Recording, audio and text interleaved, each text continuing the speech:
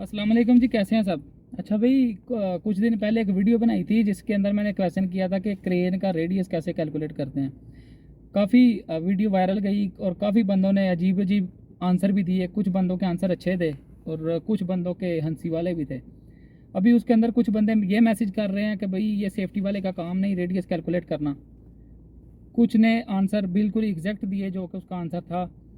Radius calculate करने के कई वेज होते हैं और हर एक ने अपने वे जो उसको पता था उसने बताया। तो इसके अंदर कुछ दो तरीके मैं भी आपको बताता हूँ। और सबसे पहले चीज़ मैं ये डिस्कस करूँ कि जो बंदे कह रहे हैं कि सेफ्टी का काम नहीं, लिफ्टिंग प्लान के ऊपर। और जब भी आपका किसी जगह पे लिफ्टिंग होगी, एक आपके पास लिफ्टिंग प्लान होता है, एक आपके पास परमिट होता है। उसके ऊपर लास्ट सिग्नेचर सेफ्टी का होता है, सही है ना। बिल्कुल लास्ट सिग्नेचर सेफ्टी का होगा। तो अगर सेफ्टी को यही नहीं पता कि भाई ये जो चीज़ें इसके ऊपर लिखी गई हैं कैलकुलेट कैसे होगा, ये चीज़ें कहाँ से आई, कैसे हुआ, तो सिग्नेचर किस चीज़ के कर रहे हो आप।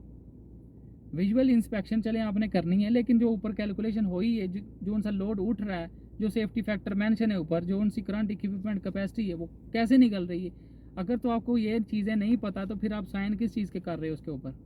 ठीक है, ये आंसर उन लोगों के लिए था जो बंदे ये बात कर रहे थे कि सेफ्टी का काम नहीं। ठीक है, दूसरा क्वेश्चन ये है कि भाई इसका लोड असल में हम कैलकुलेट करेंगे कैसे। ठीक है, तो मैं अगर शॉर्ट सा आपको आंसर दूं तो भाई ये पिक्चर भी आपको स्क्रीन के ऊपर नज़र आ रही है। ठीक है, rotation of the crane, crane की जहाँ से रोटेशन चल रही है, सेंटर ऑफ द रोटेशन, उसके सेंटर से लेके वर्टिकल वे के अंदर जो लोड का सेंटर होगा उसके दरमियान वाला जो डिस्टेंस है ना हॉरिजॉन्टल वे के अंदर, वो असल में आपका रेडियस होता है। ठीक, इसी को अगर आपने एज अ कैलकुलेशन आपने देखना है तो उसके लिए आपको दो चीज़ें रिक्वायर्ड होती हैं। एक आपको बूम लेंथ पता होनी चाहिए, दूसरा आपके पास एंगल होना चाहिए। अगर ये दोनों चीज़ें आपके पास हैं तब भी आप रेडियस फाइंड कर सकते हो। फॉर एग्जांपल आपके पास बूम लेंथ है 42 या 12 या जितनी भी है, और बूम एंगल भी आपके पास आपको पता लग गया कि 45 या इससे रिलेटेड कुछ भी है, तो इसका फार्मूला हमारे पास होता है जी boom length multiply by cos theta. Boom length आपने लिख ली 12, 42, 50 या जितनी भी आपके पास है। ठीक है, 15, 20 what ever, multiply by cos bracket theta की वैल्यू डालें, इन सबको मल्टीप्लाई करें तो आपके पास क्या निकल आएगा जी, रेडियस निकल आएगा। इसके अलावा भी मे भी आपके पास और वेज भी हो फाइंड करने के, मेरे पास यही है। ये बेसिक चीज़ है किसके लिए, एक सेफ्टी की इंफॉर्मेशन के लिए। बाकी लिफ्टिंग प्लान बनाना सुपरवाइज़र का ही काम होता है, उसको चेक करना, वेरीफाई करना, मे भी उससे गलती हो गई हो। ठीक है, एक चीज़ गलत होगी पूरा सिनेरियो ही चेंज हो जाएगा।